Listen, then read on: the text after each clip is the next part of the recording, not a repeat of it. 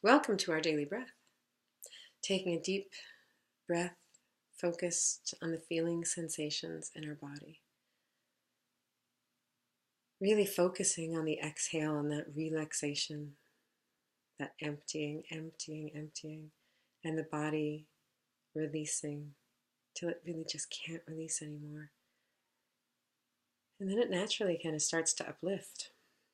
But in doing it, it often brings us face to face with feelings and sensations that are less than pleasant, that are less than conducive. It's not like, oh, I make it sound like coming into your body is like such a wonderful relief from the rest of your day. And that's because I generally used to spend the rest of my day chasing things.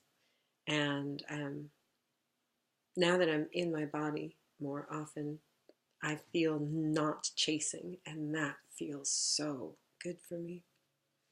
But as I reflect back, when I started, it wasn't like that at all. When I started, my breath brought me face to face with my pain all the time, and where the pain was, and how big it was, and if it changed shape.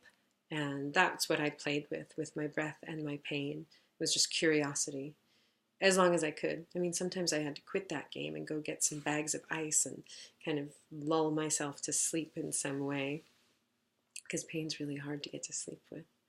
But when I could, this kind of curiosity, whether the pain was physical or emotional or mental or spiritual, the breath has taught me how to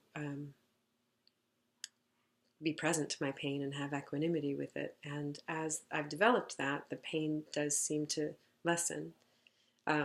It's funny because there's a Abraham Hicks.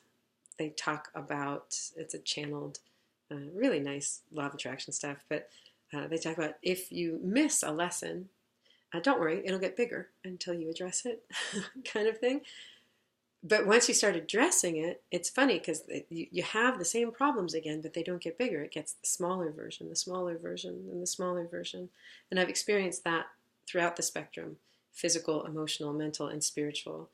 And watching things kind of get more intense and moving back down, and having just equanimity with that, which the only way I was able to achieve that equanimity or exercise that equanimity. I could have a mental concept of I'd like to have equanimity, but the only way I could turn that concept into reality was through that breath and that willingness to be in the body and be curious about that which feels good or feels bad. So that's my thoughts for today. Maybe tomorrow we'll talk about cueing. Thanks for listening. See you tomorrow.